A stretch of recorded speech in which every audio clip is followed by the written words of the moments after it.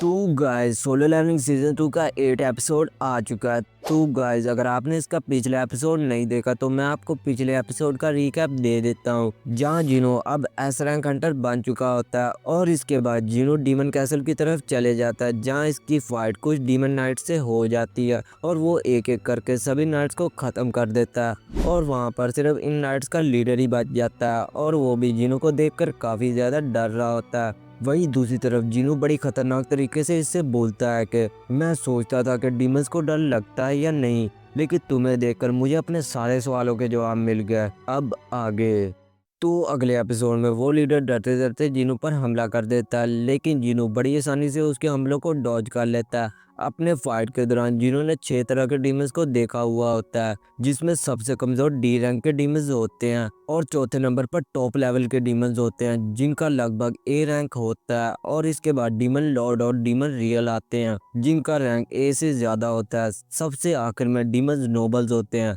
जिनका लेवल लगभग S rank Hunter के आसपास का होता है। इसके बाद जिनो अपने स्क्वाड की मदद से उस लीडर की तलवार को काट देता है और इसकी फेस को पकड़कर इसे अपने वेपन की मदद से मारने ही वाला होता है, लेकिन तभी वो लीडर जिनो से बोलता है कि प्लीज मुझे माफ कर दो, मैं सरेंडर करती हूँ। और इसकी ये आवाज सुनकर जिनो भी रुक जाता है और सोचने लगता है कि अभी मैं जिस भी डीमन से मिलता हूँ उसे इंसानी भाषा बोलनी आती है। और इसके बाद जिनो उस लीडर के हेलमेट को उतार देता है, जिससे जिनो को पता चलता है कि वो लीडर तो एक लड़की है और वो लड़की जिनो से अपनी इस हरकत पर माफी मांगती है कि सॉरी सॉरी प्लीज मुझे माफ कर दो। हाँ मुझे पता है कि इसमें मेरी ही गलती है, लेकिन एक बार तो तुम मुझे माफ कर सकते हो ना। और इस पर जिनो भी बोलता है कि पहले तो तुमने हम पर अटैक किया तो मैं अब तुम्हें कैसे माफ कर सकता हूँ। लेकिन इस पर वो लड़की कहती है कि हाँ मुझे पता है, लेकिन हमारा काम तो इस जगह की देखभाल करना है ना, और हम यहाँ पर किसी भी अजनबी आदमी को तो बिल्कुल नहीं आने देते। लेकिन मुझे क्या पता था कि आप इतने ज्यादा ताकतवर होंगे।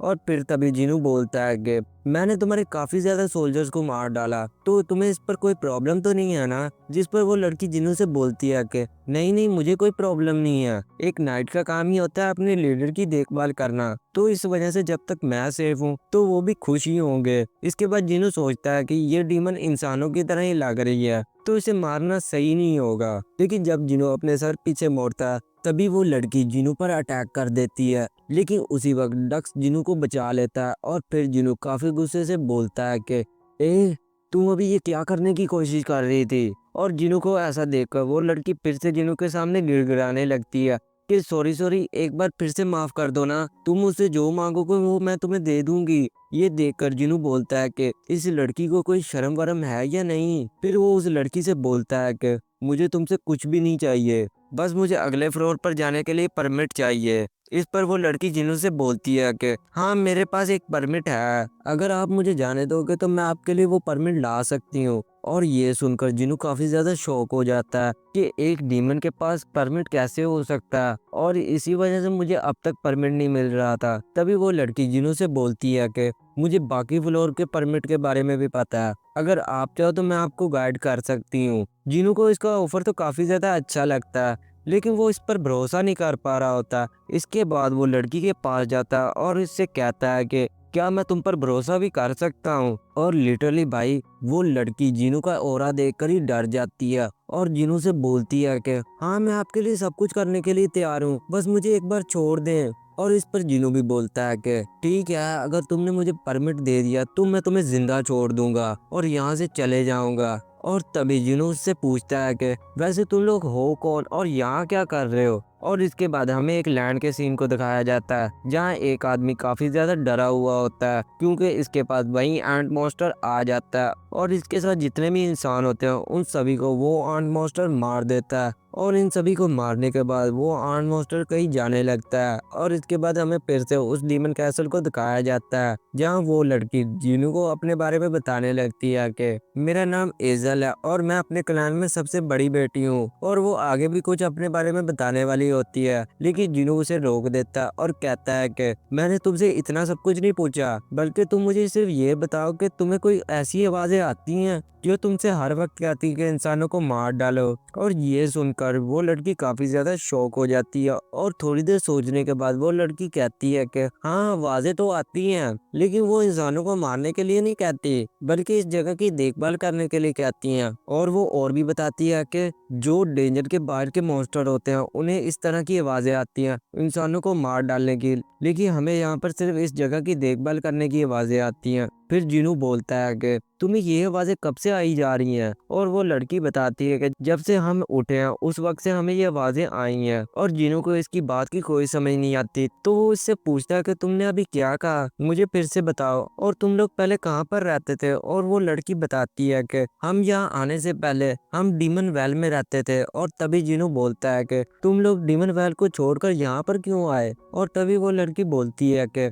हम अचानक ही यहाँ पर आ गए। और फिर तभी जिनू पूछता है कि यहाँ आने से पहले तुम लोग क्या कर रहे थे? और वो लड़की वहाँ पर कुछ बोलने वाली होती है, लेकिन तभी उसकी आवाज में थोड़े से ग्लिच आने लगता है। और तभी वो लड़की बताती है कि हम सब किसी लड़ाई की तैयारी कर रहे थे। और जिनू उससे पूछता है कि तुम लोग किससे लड़ाई करने वाले थे? और वो लड़की से बताती है कि हमारा पूरा डीमन वैली एक खतरनाक आदमी से लड़ने की तैयारी कर रहा था। और इसके आगे भी वो कुछ बताने वाली होती है कि तभी उस लड़की की आवाज में ग्लिच आने लगता है और वो जिनू को अगली इन्फॉर्मेशन बताने से मना कर रही होती है। और आईसेल्फ के लीडर से बात करते वक्त भी इसी तरह का ग्लिच आ रहा था। और जिनू फिर सोचता है कि ऐसी बातें करने पर सिस्टम कोई ना कोई ग्लिच पैदा कर देता है। और फिर जिनू सोचने लगता है कि जो सवाल का जवाब मैं ढूंढ रहा हूँ वो इन सभी के बीच में ही कहीं छुपा हुआ है। और साथ ही जो इतना सब कुछ हो रहा है वो सब कुछ इस सिस्टम का बनाया हुआ इन्वायरमेंट है। कहने का मतलब ये है कि ये सब कुछ एक गेम का ही हिस्सा है। और आखिर में जिनू इस लड़की से पूछता है कि तुम्हारे दुश्मन कौन है? और वो लड़की ये सब कुछ बताने ही वाली होती है, लेकिन तभी उस लड़की के सिर में दर्द होने लगता है और वहीं पर ही वो लड़की बेहोश हो जाती है। और ये देखकर जिनू काफी ज्यादा शॉक हो जाता है कि सिस्टम में इतनी ताकत है कि वो लड़की को बेहोश कर सकती है। और जिनू फिर सब कुछ समझ जाता है कि मेरे सभी सवालों के जवाब अब वही डीमन दे सकता है जिनसे ये लड़ने की कोशिश कर रहे थे। और इसके बाद हमें जापान के सीन को दिखाया जाता है जहाँ पर काफी खतरनाक फाइट हो रही होती है। और वहाँ पर ही एक हंटर सभी को कमांड दे रहा होता है कि तभी कोई उस हंटर की वहाँ पर गर्दन काट देता है। और जो हंटर अभी अभी मरा था वो एक हीलर होता है। और इसके बाद हमें दूसरे हंटर्स को दिखाया जाता है जो आपस में बातें करने लगते हैं कि इसने पहले कमजोर हंटर को मारा, फिर इसने हीलर को मारा, और ऐसे ही चलता रहा तो हम भी काफी जल्दी मर जाएंगे। और तभी हमें पता चलता है कि जो इन हंटर्स पर अटैक कर रहा होता है वो और कोई नहीं, वही एंड मॉन्स्टर होता है। और इसके बाद हमें पता चलता है कि ये सब कुछ एक टीवी पर दिखाया जा रहा है और ये सारी फुटेज हंटर एसोसिएशन के मेंबर्स भी देख रहे होते हैं। और ये जो नए किस्म के आंट हैं इनको जापान के एक आइलैंड पर देखा गया था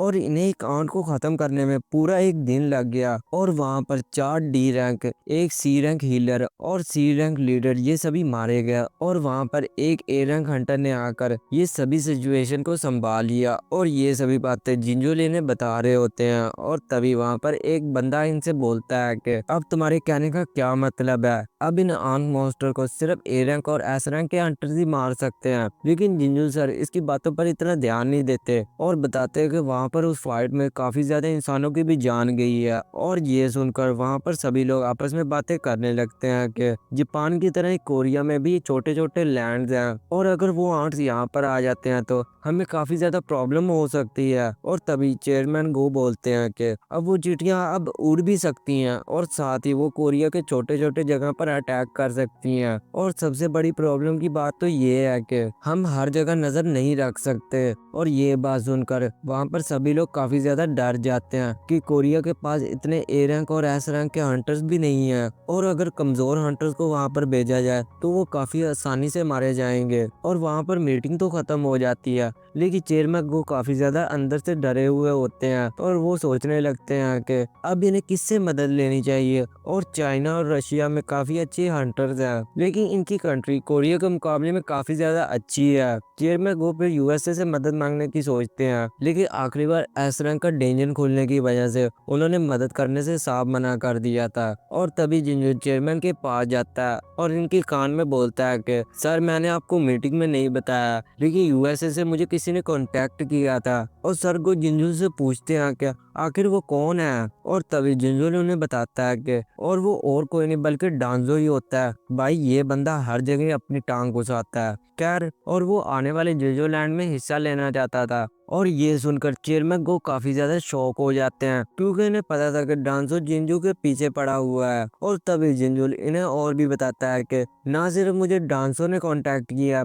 बल्कि एक नेशनल हंटर ने भी मुझसे कांटेक्ट किया था। और जिंजुल उसी हंटर के पास चेयरमैन गो को ले जाने लगता है। और इसके बाद हमें फिर से डीमन कैसल के सीन को दिखाया जाता है, जहाँ उसी लड़की को अब होश आ जाती है। और तभी वो अपने सामने काफी ज्यादा मॉन्स्टर को मरा हुआ देखती है। और जिन्हों इसे बोलता है कि ये डीमन तुम्हारे दोस्त हैं, ये दुश्मन, ये तुम पर क्यों अटैक कर रहे थे। और वो लड़की बोलती है कि आप इतनी देर से मुझे प्रोटेक्ट कर रहे थे। और वो बताती है कि जो लो लेवल डीमंस होते हैं उनमें बिल्कुल समय नहीं होती, इसलिए वो किसी पर भी अटैक कर देते हैं। और तभी जिन्हों उससे पूछता है कि तुम मुझे बता सकती हो कि मुझे नेक्स्ट फ्लोर का परमिट कहाँ से मिलेगा। और इसके बाद वो दोनों डीमन कैसल चले जाते हैं, जहाँ पर एजल एक डीमन नाइट से पूछती है कि आखिर मेरे फादर कहाँ पर हैं। और इसके बाद एजल जिनों को अंदर ले जाती है और इसके डैड जिनों को देखकर डर जाते हैं। और वो एजल से पूछते हैं कि आखिर तुम किसे अपने साथ लेकर आई हो। और एजल इन्हें बताती है कि ये मेरा दोस्त है और यहाँ पर मेहमान की हैसियत से आया है। और तभी उसके डैड बोलते हैं कि कौन सा मेहमान अपने साथ इतनी बड़ी आर्मी को साथ लेकर आता है। और फिर जिनों इससे बोलता है कि तुम्हारे सेंसेस तो काफी ज्यादा तेज हैं। और ये सुनकर वो डीमन की अपनी आर्मी को जिनों पर अटैक करने के लिए कहता है। और ये एपिसोड यहीं खत्म हो जाता है। तो गाइज अगर आपको ये वीडियो अच्छी लगी तो इसे लाइक करें। Good bye.